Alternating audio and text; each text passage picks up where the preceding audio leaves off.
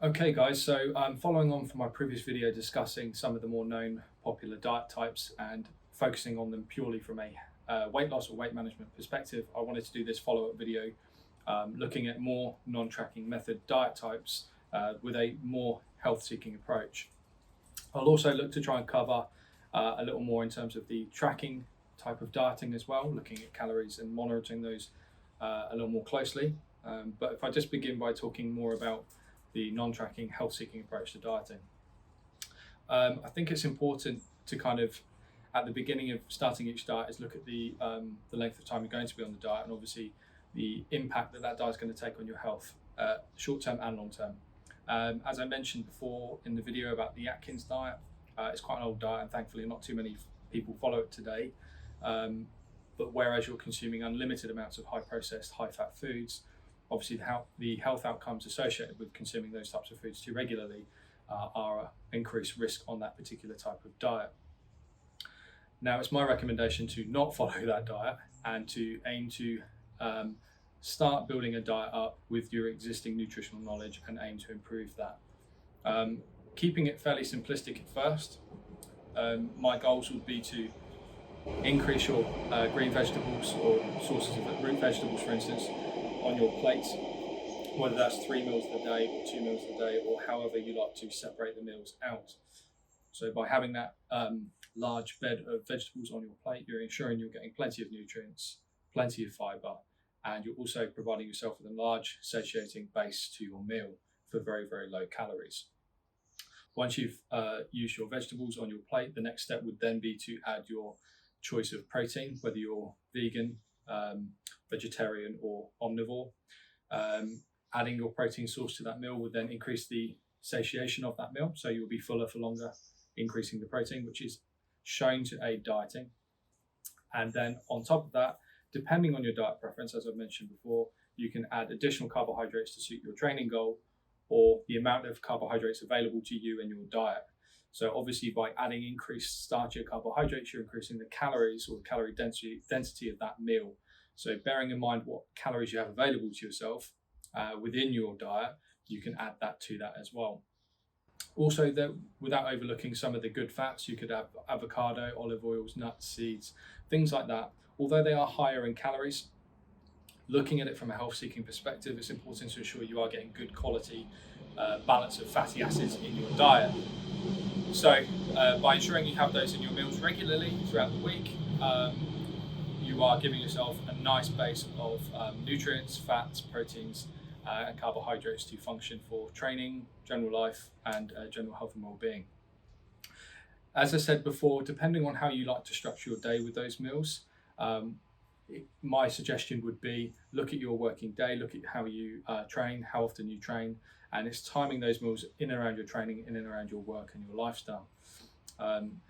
Obviously, if you take the same amount of calories that are available to you and just divide it up by the number of meals you like to consume a day, that way you're going to hit your calorie target and still achieve your weight management goals or weight loss goals without overeating. Because there is a bit of a misconception in terms of some healthier foods, and you consume too many of them and therefore take on too many calories and then come out of your diet and begin to gain weight.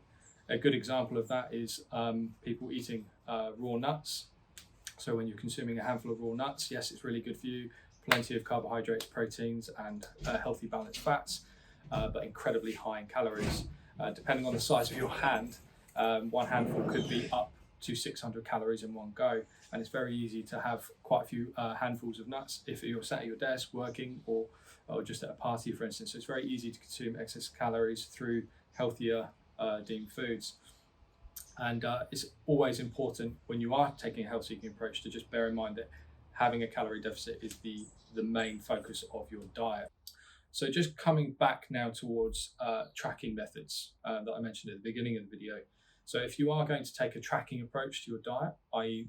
actually monitoring the number of calories on a daily and weekly basis to achieve your weight loss goal, is highly effective for short-term goals.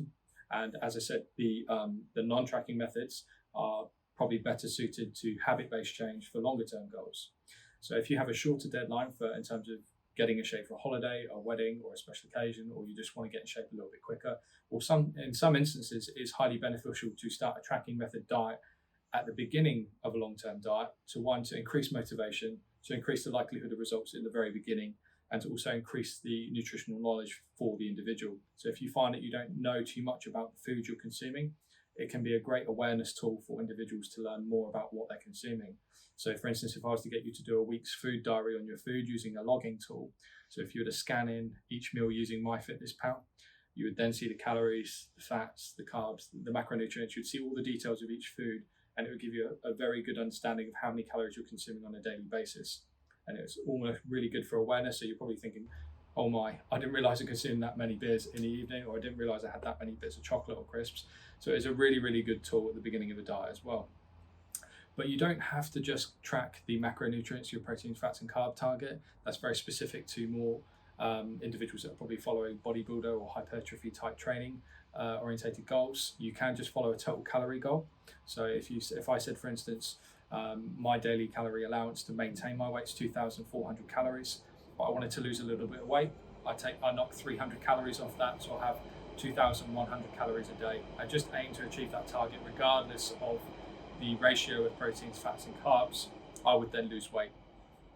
But as I said, if you're looking to change your composition, increase muscle mass, then it is you'll probably be more aimed at increasing your protein intake, lowering your fats to some degree, and increasing carbohydrates to promote energy for training. So we're making the most of your calories within that deficit to promote your fitness related goal. If, for instance, you're just dieting for weight loss, it would be beneficial to actually increase that protein source anyway within your calories.